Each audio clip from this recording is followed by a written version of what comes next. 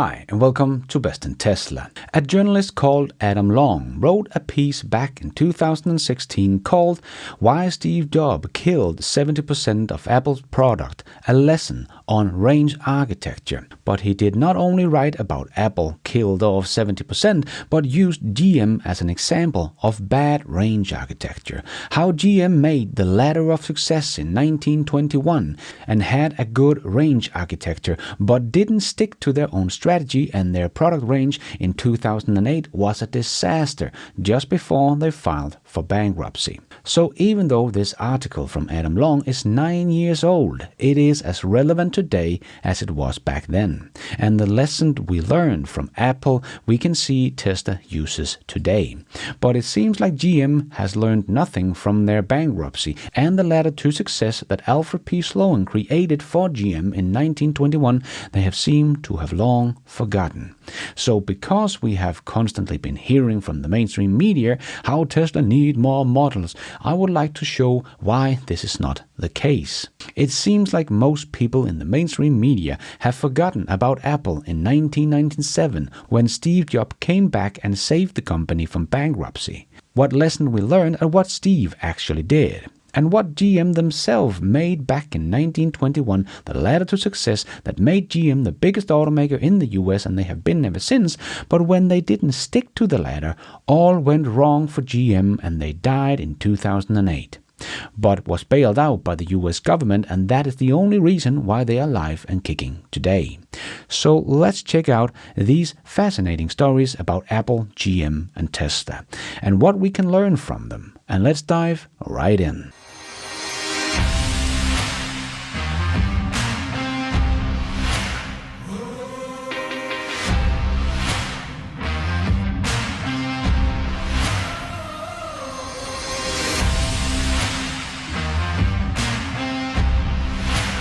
Range architecture is a structure of your product, sub-brand and price points. A well-designed range architecture will help your customer to pick the right product at the right price, helping them navigate sometimes countless choices. One of the most famous range architecture was developed by Alfred P. Sloan of General Motors in 1921. His so-called ladder of success gave each car brand a price point that wouldn't conflict with any other. It was said that you could tell who lived in a house by which car was parked out front. A Cadillac suggested a CEO, a Buick was the factory foreman. Sloan's range architecture made the question, which car is right for me, a simple one, not a stressful one, and so General Motors thrived. And as we can see, their range architecture was simple and straightforward. Of course, General Motors' range architecture was too beautiful to last. General Motors' incentive schemes rewarded each brand individually and ultimately tempted brand managers to try to capture just a few more customers by adding just a few more options. More options meant more prices, more models, and more choices. This example of entropy led to a very complex brand architecture that GM had in 2008. Right as they faced bankruptcy. And look at the mess it had become. And as you can see, in the $20,000 to $30,000 range, there suddenly was a whole sea of choices, cannibalizing each other. Barry Schwartz's work on the tyranny of choice makes it clear that fewer choices led to more purchases, faster and with less post-purchase regrets. The more choices you have, you will think, maybe I should have chosen some of the other options instead. While common sense would say that more choices give more utility, behavioral economics shows the complex choices usually result in no choice at all, and more importantly, no sales. This is very important to understand because many people think it is the other way around, and someone like GM thinks that as well, even though they invented the ladder of success themselves. But nowadays, they don't follow that model at all, and probably why they ended up in bankruptcy in 2008, and why their sales are down about 40% since its high in 2016. But one company that experienced kind of the same thing in the 1990s was Apple. But Steve Jobs came back and saved Apple just 90 days before they filed for bankruptcy. When Jobs returned in 1997, the company was, according to Jobs, 90 days from being insolvent. Sales were dismal. The story goes that Steve Jobs was asked by a friend which computer she should buy. Steve was stumped. Despite hundreds of products, there was no clear answer.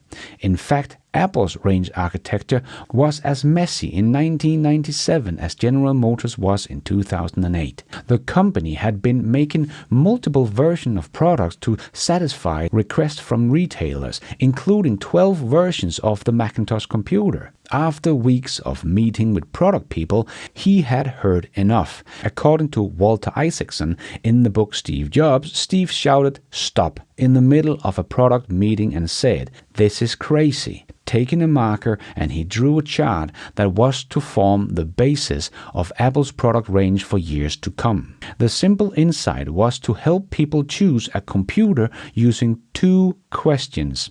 Are you an everyday consumer or pro? Do you want portable or desktop? In this bold move, 70% of Apple's range was cut. 1 year later, the nearly bankrupt company turned a very healthy $309 million profit. Today, the company is worth more than $2 trillion. So why did Apple really kill the Newton? The real story actually points to simplicity. The simpler the product range, the easier it is to make a choice, the more sales you can get, and the more economy of scale you will get on each model. So what do these 2 case studies tell us about range architecture? At Step Change, Adam Long reviewed more than 30 range architectures, and there's one principle that surfaced time and time again: making it easy for customers. A range should only be extended where it clearly makes the choice easier for a customer segment. In the right situation, adding a choice to the range can increase average weight of purchase, make the sales cycle shorter, and even reduce post-purchase regret. But before you add anything new, cut as much as you can. Your customers won't even notice just how much simpler things are, so they won't thank you. But your finance team will, just as we saw with Apple. And unfortunately, we saw the exact opposite with GM.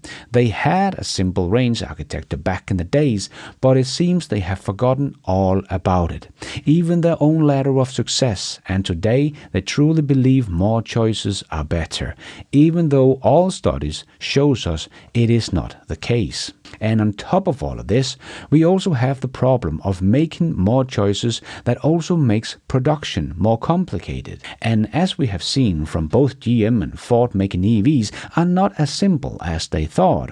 And they have all backtracked on their many and ambitious EV target, but still focusing on making many EV models and not just a few good ones. This does not make the production of EVs any less complicated for them, and they will not get the same economy of scale as Tesla does, that makes about 1.2 million of the Model Y every year.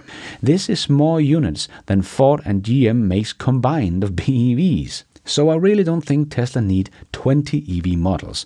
They need one great EV in every category, like they have now, but are still missing a few categories. But they don't need 30 different models. Just like Apple, that kept it very simple with all their products. They don't offer hundreds of different phones, only a handful. But Apple sits on something like 80% of the profits of the smartphone market and is one of the strongest brands in the world. And Tesla is now one of the fastest growing brands in the world. The secret to strategic branding is not what people see, it's how you make your customers feel.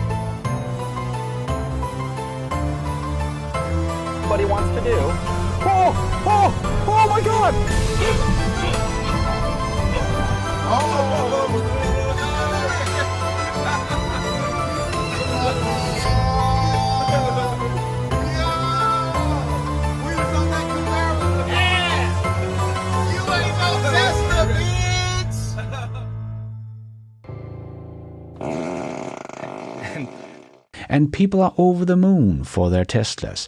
We are thousands of Tesla fans making free advertising for Tesla on YouTube.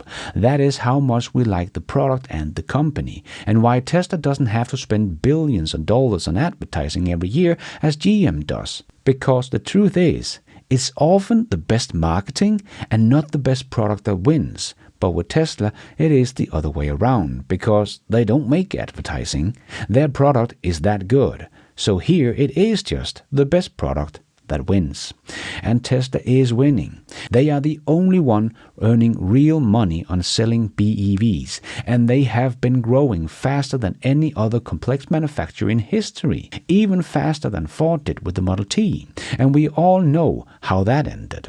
And now most other OEMs are trying to copy Tesla's production method.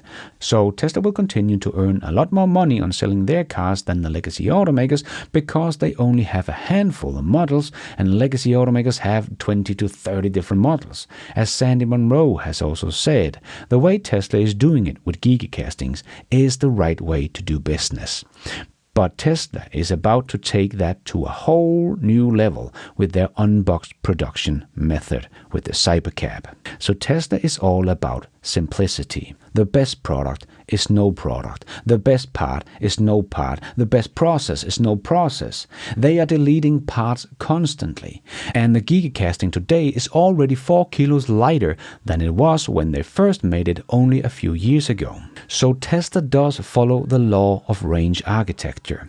So no, you won't see 20 or 50 different vehicles from Tesla, because that will only make everything worse, not better. The less choices we have, the more happy we are with the choice we end up taking. A good range architecture is one of the most important things. But unfortunately, it seems like legacy automakers have forgotten about this by complicating pretty much every little aspect of their company. Just look at BMW, that will make the X5 in 5 different powertrains as well, complicating things even more. They need to simplify things and think of a good range architecture. And this is one simple example of why Tesla will continue to lead. And thank you for watching. And until next time, take care out there and be nice.